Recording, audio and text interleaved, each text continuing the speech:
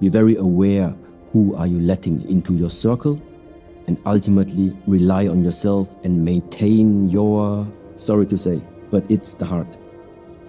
Maintain the purity of your intention. It's not that I became numb. No, I just feel there is an additional layer that I can observe about myself. It is painful, but it's okay for right now. For me, I'm really, really happy uncertainty is existing in this world. Because I cannot imagine how boring it would be if I would already know with certainty where I'm going to be in 20 years. I'm not searching for happiness. I'm searching for peace. A certain amount of self-control. A certain amount of discipline. You don't let your emotions run over you. Even if something makes you angry, it's not honorable. It's not respectful to now shout out. You shouldn't do it.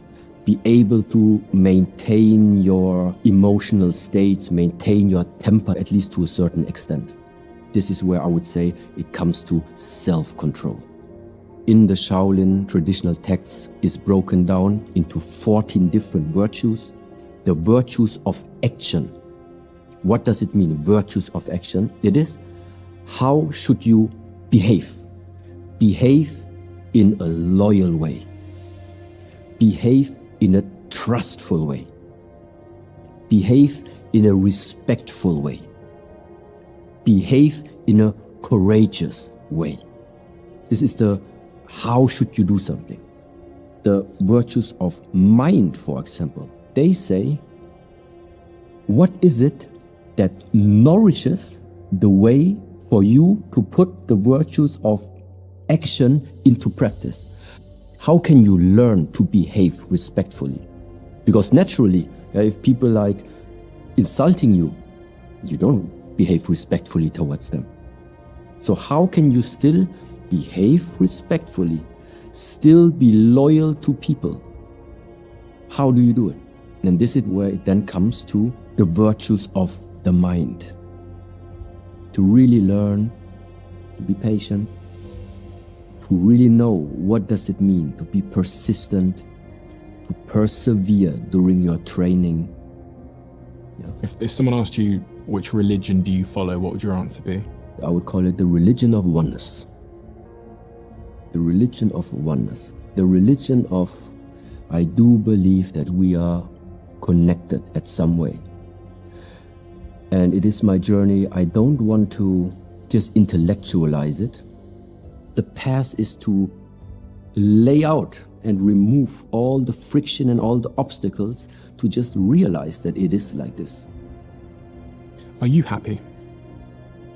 It's a difficult question.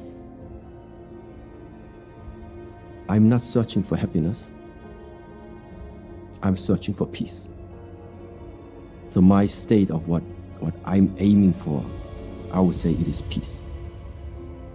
Because happiness for me, taking by this word, if there's happiness, there is sadness. If something can rise, something must fall. If you can attain something, there's something to lose. That's why it's difficult. That's why I stopped a moment. I don't know what type of happiness you mean. Being satisfied with where I'm standing, yes. Does it mean that I don't have hard moments? I have hard moments. And that's why for me, like, what is it I ultimately look for? I would call it's just peace. Are you at peace? More and more, yes. More and more? This one, yes, more and more. What's in the way of your peace? I would call it karmic relations, karmic connections, that you just think like you cannot avoid them. Because your mother gave birth to you, automatically, whatever your mother is doing or not doing, however the state of health of your mother is going to affect you in a way. There are sometimes people in this world, you have a closer karmic relation towards them. So what they are doing is also going to affect you. And in my case, it's the same. Real life speaking, my son, yes, he is a very strong karmic relation. He's on the one side my own flesh and blood, together with my beloved. But it also means the way how my son feels, it is affecting me. And this is something that I still need to learn to regulate. Which also sometimes means, if you only sleep like 2 hours per night, then it is like this, but you have good training to still maintain your peace afterwards. These are simple things, yes? Ultimately, it's really up to you. How much do you really want it? And it's going to continue like this until you will ultimately come to the point, and it's going to come quickly, I do think, where you realize for yourself that it's an infinite direction of possibilities. They will never run out. But you will still have to figure out what is it that you really want from your life. Sometimes even such close people don't know who you are. Can also happen. Hurts double as much as people saying something about you that don't know you. Now you have people that you thought know you and still they didn't get you. Also very painful. It only leads to one thing. You would have right now the impression of, so what's the only way? Just go your way regardless of what people think? In a way, yes. But have understanding for them and no ill will against them. Be careful, be very aware who are you letting into your circle, and ultimately rely on yourself and maintain your, sorry to say, but it's the heart. Maintain the purity of your intention. Shaolin Kung Fu literally means walking through the valley of pain. What does it mean? When you are doing stretching, it's going to be painful. When you are doing strength training, it's going to be painful. When you do conditioning training, it's going to be painful. So the whole path on this martial art journey, it is just filled with working yourself up to the level of where it feels uncomfortable, getting some consistency into the practice until the point where that uncomfortable feeling just started disappearing. Why? Because somehow you broke that initial comfort zone. So, but then it doesn't end. Now, next level. Until you're building up, first of all, whatever we're doing, later on I will show you some practices. It's not that I do not feel pain. I also feel pain. Maybe I feel it later. But the essential part is that my connection, my relation between the pain of the body towards what would it affect in the way of how I take my decisions, that is a different one.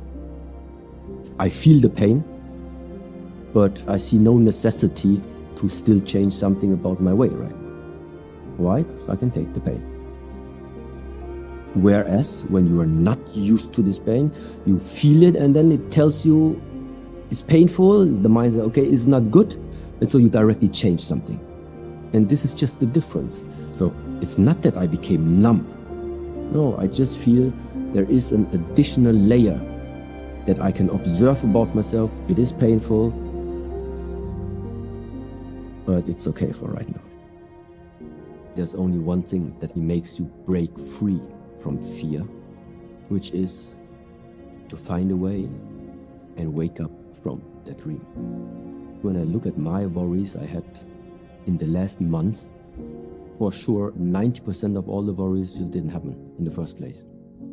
10% might somehow came true, but then again I asked myself, good, so the 10% that came true, even though I had the worries, what could I do about it? Coming to the conclusion, nothing. And then something just really started to shift inside of me, where I literally let go of something. Let go of this idea that everything is like one directional, that everything that you're gonna encounter in this lifetime is gonna be beautiful. Everything in this lifetime is gonna be peaceful. Everybody you're gonna meet along your journey is gonna be well-hearted towards you. No, it's not. Because in the moment where you have well-hearted people, you have ill-willed people. And in the moment where there is success, where you want to be part of the success story, you're going to be part of the failing story. And in the moment where you want to be part of the light story, you're going to be part of the dark story. This is how it is. This is the world of what we call the world of yin and yang. This is the world of birth and death, of aging and sickness. I do think it is a blessing being able to just experience. It's a blessing that we have been granted the possibility of simply experiencing what this existence is capable of creating, including everything, including the joy, including the happiness, including the tears, including the heartbreaks, all of this, without the separation, whether you prefer one area or not. Sometimes the one goes with the other. But the purpose, in a way, is just be and experience. The only thing that happens, and which is a big part nowadays, is if you take your current existence too serious. If you completely base your identity, your being, on what you think you are. It's just a picture right now. Just sometimes make it very simple. Jump out of yourself and be the director. Be the director of this avatar. And then it just opens another perspective. Because in that moment, you just realize it's like a movie. Not everything is always positive, but in the moment where there are times of struggle, still not being caught inside your own creation, identity, illusion of the self, different expressions for that. It's a very helpful way of thinking. Let's put it like this. I can feel how my old patterns sometimes are still trying to sneak in. What to do to break patterns? Number one, you need to see you have one. And number two, you need to replace old patterns, which ultimately mean patterns, it's habitual behavior, it's habits. How do you build habits? By continuous behavioral patterns that you continuously do. So there is something about consistency and continuity that ultimately builds a pattern. Consistency of having a training regimen every day. It's not helpful to like 6 days per week do nothing and then you go one day to the gym and give your everything. No. It's better you have some type of consistency throughout the whole day. This is what builds patterns, healthy patterns. Similar like this. What is somebody supposed to do? Number one, look at yourself and see yourself. We are all not perfect. But according to the circumstances that you are facing right now today, what type of character do you think? With what do you want to equip your character? That he is able to go through this current times in the best possible manner. What is not useful for you anymore, try to get rid of it and get your new skills in. There were times I could simply be surrounded with thousands of people but still feel lonely. It's not what you're surrounded with. It's with what you are connected. And there I felt like there is always, again, this type of force. What is it that drives you on? Going outwards, going outwards, going outwards, you lose yourself. But this self is the only thing that can give you connection in this life. I do believe that we all have a source. There is a source. Whether you call that source is the universe, whether you call the source it is the God, whether this source is the infinite energy, I don't know. There's so many different expressions to it. But when I look at all these teachings, all are always pointing at one and the same thing. Let's just take the expression of yin and yang, the symbol everybody knows in the world. And there is that nice saying, yin and yang have a mother. The mother sometimes simply being illustrated as one circle. So yin and yang as the expression from duality, polarity, existence of number two. Where the two come from? They must come from one. So simple like in our way, you are there, I am here, one, two, where do we come from? There must be something that we have as a common denominator. And this source is the only thing that can connect us. Because it's not your family, it's not my family, they're still different. That is not enough. Going just looking at we are humans, animals same. Whatever and whoever gave us the possibility to be here is the same who gave you the permission, is the same who gave me the permission and the blessing. This is the level of mind. This is the level of connection that never leaves you lonely. Your best friend or your best girlfriend gonna ask you, so how was this conversation? And even though that we are maybe just talking 3 hours, 4 hours, even if you spend 2 days long explaining to your best friend how this conversation was, it's not the truth. It is not the truth. How is this conversation? How is this conversation? Even right now, we cannot even speak about it. I tell you how this conversation right now really is. Yes? How you want to describe this? You will be the only one ever knowing how this is. It doesn't matter who's going to ask you afterwards, what you're going to tell them. You want to feel it? You need to experience it. There is no other way. And this is the nature of words. This is why these ancient stories come. For example, one master and his student walk up on a mountain early in the morning, then the sun rises up, and then the student says, "Oh master, what a beautiful sunrise." And then like the master slaps him and never takes him to a walk anymore. Then you say, why was the teacher so hard to him? Because in the moment where you give something that you experience, a word, you limit its nature. You naturally limit its nature. How does this now translate into what we can do with this knowledge?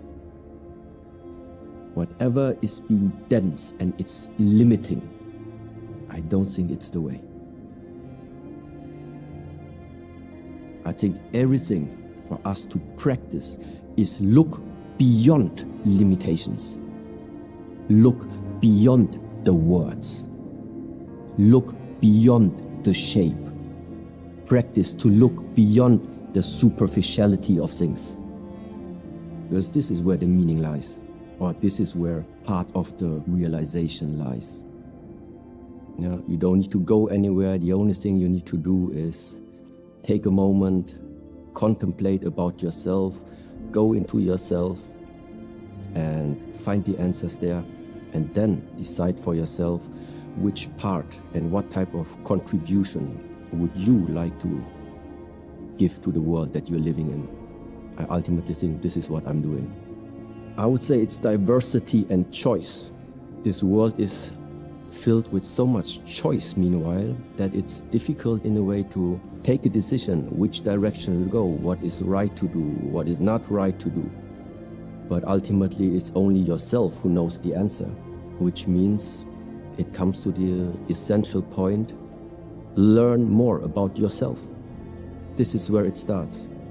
Because if you have the wrong perspective of who you are, what you are, everything else in this lifetime you base your decisions on is just not going to be placed in the right direction. I wake up and sit on the sofa and still I just sit. Just being awake and just breathe, literally. Just realizing slowly, scanning my own body from the inside, going through the body.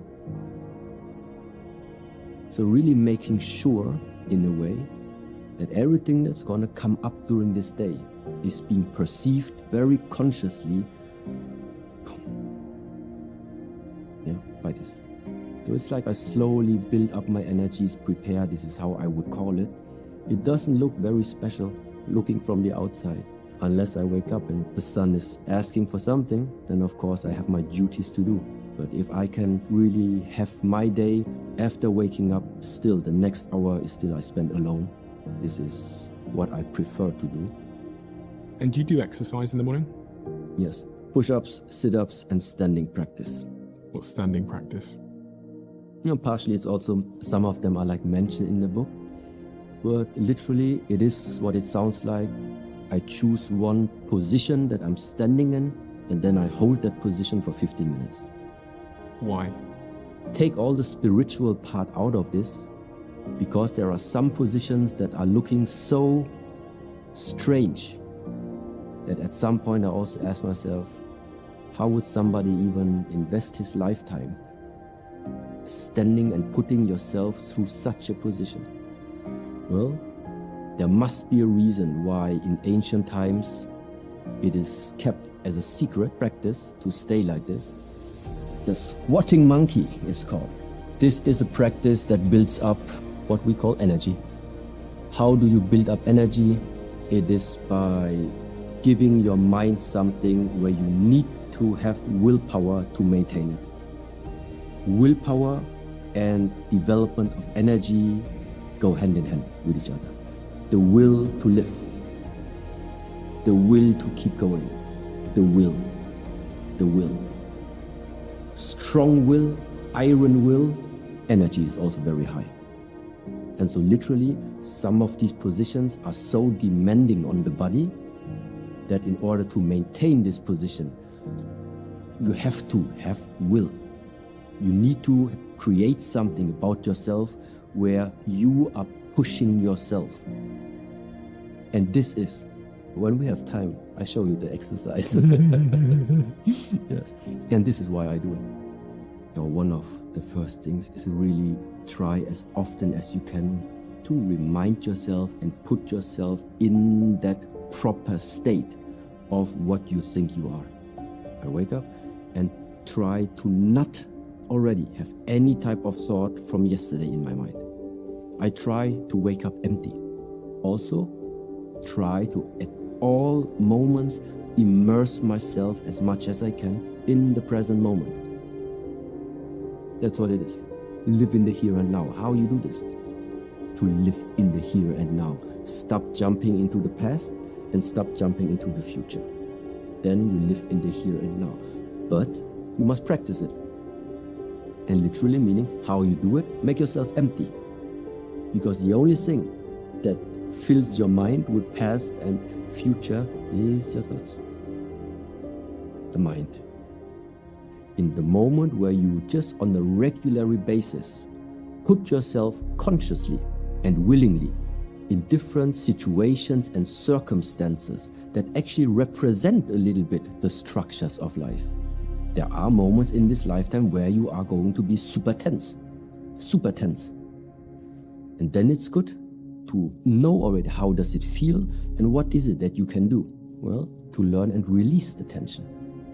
That's why releasing tension is also a big part of the exercises.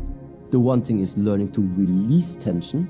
The other thing is like when you are too sloppy, when you're too slacky, how to increase your tension, how to increase the energy level again for you to get back into structure again. It's always this balance, and ultimately, how does it help people to know the hard stuff? Well, because I do think that it is symbolizing this way of life. It is symbolizing the patterns of what you are going to go through in this lifetime. Why do we have these virtues in the first place? And again, it's like in Star Wars. The Force, what you're learning, the cultivation of energy, the skills that you are learning, these are very, very powerful things. Yeah. But what makes the difference between somebody possessing this power and using it for the sake of humanity or somebody using it for the not betterment of humanity? It's the character. The power is the same. It's the character. It's the carrier of the power. It's the one who's responsible to hold this power, to maintain this power. That one must be trained as well. And this is where the virtues hit in. The virtues are building the framework of the character, of the avatar, ultimately, that is then receiving all different types of training, skill training, that at least in the Shaolin tradition, we would say, it's good to know them.